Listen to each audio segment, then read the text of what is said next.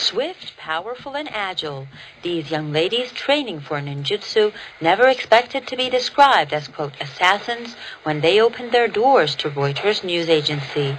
Proud of having mastered one of the most difficult martial arts, they talked to the reporter about the sport that had become their passion. But at the end of the interview, they were surprised to be asked a question rather irrelevant to what they'd been discussing. She asked me whether or not I would defend my homeland should it be attacked by Israel or the US. I think it's obvious that not only any Iranian would do so, but anybody else in any country would defend their homeland. And on February 16th, when the report by Reuters was published, they definitely did not expect to be described as killers. We are simply athletes interested in martial arts, that's all. We really enjoy this sport. I have a grievance against those who have portrayed us as something we're not.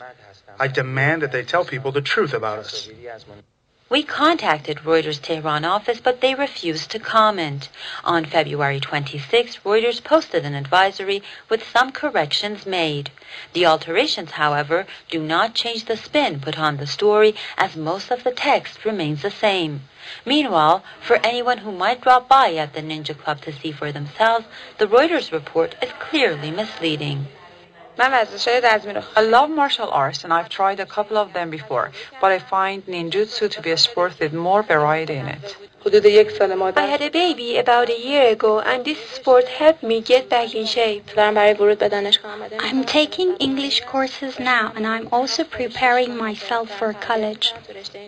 How effective a tardy correction by Reuters may be in order to undo the damage remains a question. But as far as these women are concerned, this is more than just a simple bad choice of words. They have been portrayed as something they're not, and they're very upset about it. Yusuf Ahmadi, Press TV, Tehran. We don't need to go to war, and we have to make that very clear to our Israeli friends. We're not going to go to war. They're not going to go to war by flying over our airspace over Iraq. We're not going to support them. If they do it, they will be on their own. The consequences will be theirs, because the price we'll all pay if they start a massive war, which the Iranians interpret as being done with our connivance, will be disastrous for us in Afghanistan, in Iraq, in the terms of oil, stability in the Middle East more generally. Here's the words that come out of his mouth, magic words. And if I have to, I'm prepared to bomb them. Never said that. He's never said, I will put, this is like euphemism. Options on the table. Option on the table. You can't say the word bomb them. We need a president who can say the words bomb them and actually can do it if he has to in order to protect us from Iran becoming a nuclear power. And most importantly, they have to believe that our president will do that to them. All of a sudden, that will change. We are the largest military in the entire world. Yes. They are a small, tiny little military power compared to us. It is ridiculous that they're pushing us around this way.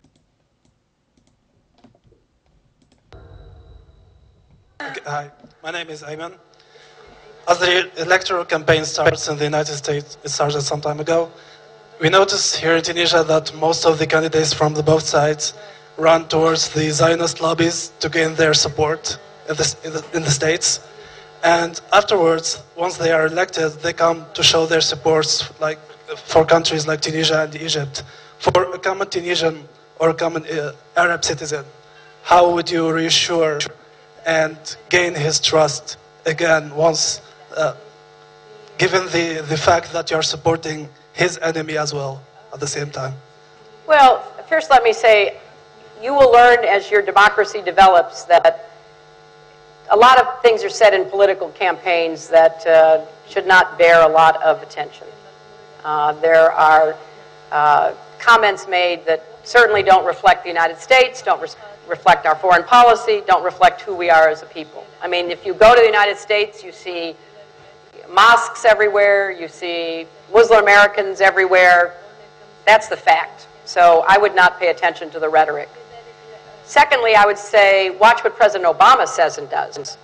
He's our president. He represents all of the United States, and he will be reelected president. So Hello everyone, welcome to Global Government News. Today is Monday, February 27th, 2012, and I'm Darko. GGNonline.com is my website, and on YouTube, DDarko 2012 and 2013. So there you go, folks. There, you just saw it. She just dodged the question as far as her and Obama and all them basically on board with the little, I guess you could say, this Zionist agenda, but I don't ultimately think it's a Zionist agenda. I just think that it's a small group of Jews that are manipulating the majority of Jews who are just good people and want to work hard and be left alone.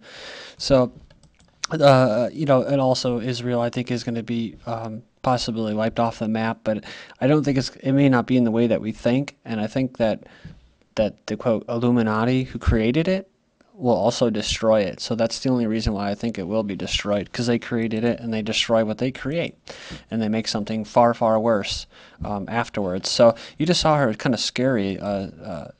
Besides dodging the question, was what? It was Obama will be the next president, and that seems to be on the docket. Over the past couple of years, we've kind of mulled it over. What is it going to be? Who's going to be the next president? But you know, it really seems like it's not going to be the first woman. It's not going to be a military general. It looks like it's going to be another 4 years of Obama. And herself right there, she's going to be actually possibly the new head of the World Bank. So she's moving up. So she says that there may be some credence to it.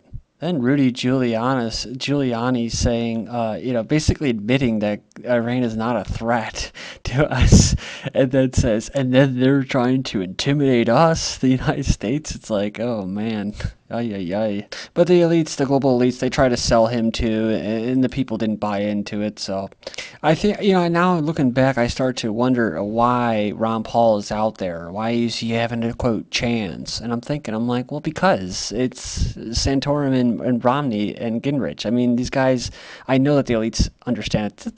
Those guys aren't going to win, most likely, right? One of them may win, but for the most part, it's to get Obama back in the White House. They figure that, hey, they're not going to get anybody from the right, and they're not going to get their first woman. They're not going to get their military general. So let's just go with Obama again. And that's why you're seeing what you're seeing with Santorum and Gingrich and Romney. They're just basically there to take away any you know, speaking time and that from Ron Paul. But I still remember the quote by Ron Paul within the past couple months where he said he would actually attack Iran possibly if Israel was attacked, so and back up Israel. So I'll never forget that. Okay, so I got a lot to cover in this last video, so just stick with me. Israel Kurdish fighters destroyed Iran nuclear facility. That's right. Email released by WikiLeaks claims an exchange released by a website worker at Stratford intelligence firm doubts validity of a source claiming an Israeli ground force had already wiped out Iran's nuclear infrastructure. Obama faces tense meeting with Israeli Prime Minister Netanyahu on Iran policy, so he's going to go over there, and maybe Obama will be like, oh, you don't want to attack Iran, wink, wink, wink, wink, but we got your back, as he's nudging him with his elbow. French, and of course, you're going to have all the banks and the defense contractors around them. It says here, French university cancels event on global boycott of Israel. University of Paris 8 has canceled an anti-Israeli conference in the French capital despite its initial approval of the academic gathering. The statement was made, or the cancellation was made, due to, quote, highly polemic nature, end quote, of the conference, which could have led to, quote, disturbances to the public order, end quote. U.S. armed Israel for Iran attack. The U.S. has provided Israel with military technology and arms to aid Tel Aviv in a possible attack against Iran nuclear facilities, a prominent American journalist said. Then we have Iran military strike will lead to collapse of Israel. That's what the Iranian defense minister says. He says Israel is on the verge of dissolution and that a military strike would lead to the collapse of the Jewish state, according to state-run TV. And remember what Giuliani said. He didn't say that they were a threat, Iran. He said that they were that them having nuclear weapons was a threat to us. We must go on and preemptively attack them. That's very scary ideology. Israeli attack on Iran might pull U.S. into new war. So this is going through the AP, February 25th. This is just for the sheeple. And Israeli, they're just getting it in the mind. They're conditioning the public for this, who are going to be ready on board for it, because, you know, it's like, just like back in the late 90s, and when I was in the military, everybody's like, yeah, we could use a war, you know, and then voila, it came, right? And an Israeli preemptive attack on Iran's nuclear site could draw the U.S. into a new Mideast conflict, prospect dreaded by a war-weary Pentagon. Yeah, right. Where you have new entanglements. Yeah, the entanglements usually go to Lockheed Martin, Northrop Grumman, and Goldman Sachs and the Federal Reserve System, right? Yeah. Russia warns Israel not to attack Iran. Then what do? Russian bombers over Black Sea alert Bulgarian, Turkish air forces. I remember Zbigniew Brzezinski in that last set of videos that I posted on Friday saying that Turkey would be pulled into it and along with Russia would be drawn into it. And those are words, special words that he uses. In other words, they want Turkey to be pro-West, and that's exactly what they're getting. And in messing around in Central Asia, they're going to draw in Russia, who's going to want to basically not give up their little post-Soviet bloc countries like Azerbaijan and them. Which makes sense because this is a new article. Just pay attention to these Central Asian countries because they're going to be coming in the news more and more. Israel inks $1.6 billion arms deal with Azerbaijan. It goes on and says they're going to sell drones, so drones as well as anti-aircraft and missile defense systems to Azerbaijan, then Baku, Azerbaijan to improve ties with NATO. Then moving on to some Syrian news. Remember Russian bombers over the Black Sea. Russia upgrades Syria-based electronic station to warn Iran of U.S.-Israeli attack. They've upgraded their electronic and surveillance station south of Damascus, opposite of Israel's Sea of Galilee, adding resources especially tailored to give Tehran an early warning of oncoming U.S. or Israeli attack, U.S. military sources reported. Then we have U.S. to announce aerial blockade on Syria. Oh, so here we go. There's the humanitarian corridor. U.S. readies for possibility of intervention without UN resolution, citing U.S. military official plan to include humanitarian aid to Syrian refugees on Turkey's border. Now, that's how they're going to be able to do this, too. It's all based off Turkey, which is what? Refugees coming through the border is going to be like a loophole for them to be able to go into Syria militarily. Remember that? I covered that about a week or 2 weeks ago.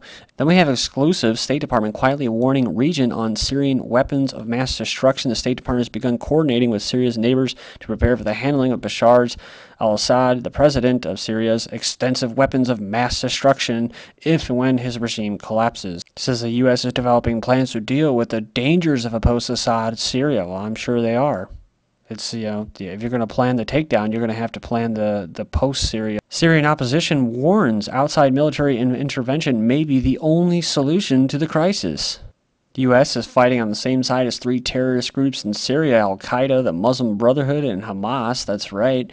But we're going to impose, quote, democracy, right, like we have in the United States. Ankara can play a key role in military intervention in Syria. That's right. So Turkey is going to be a big player in Syria, like I said. Check out the links. They should be posted. In the second video, I lost them. I actually did lose them to a technological glitch. So, you like that? Qatar Prime Minister calls for arming Syrian rebels. So again, just like Hillary Clinton, maybe they didn't get the memo that they're already armed. Most Syrians voted for new constitution, says the minister. 90% have said yes to the country's new constitution, but it doesn't really matter because what?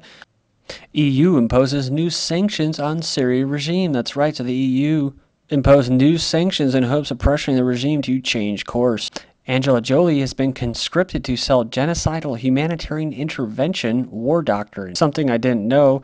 Besides, I did know she's a goodwill ambassador to the UN, but she's a member of the CFR. Remember what I was saying about states being, countries being kind of pushed and pulled in between, in the middle here. And remember India, as far as the oil, but they're going to stick with Iran crude. So India to continue buying Iranian crude after the U.S. basically said, you're going to buy our oil. Then to Afghanistan, UN pulls some staff after Afghan siege over Quran burning. If Karzai doesn't feel like apologizing, we should say goodbye and good luck, says Gunn. Talking about Obama, he's consistently apologizing to people who do not deserve the apology of the President of the United States. So, Santorum demands Afghan apology for Quran burning reactions. Big joke, big game, right? Big show. So just like the CIA attack, right? Afghan policemen suspect in killing of U.S. officer sources. So another false flag. To do what? Afghan handover plan roiled. Ooh. The U.S. shouldn't speed up Afghan pullout after all. DHS is paying a defense contractor to scour the internet for criticism of its policies. That's right, they have a list. I'm not sure where it's coming from, but pressure builds to open the U.S. sky to civilian drone flights despite safety and privacy concerns. Texas City SWAT learns new lessons at an old tore-down high school. Offered him the opportunity to train in a true urban tactical environment, i.e. a school. Former father arrested after daughter draws a picture of a gun at school. Thank you.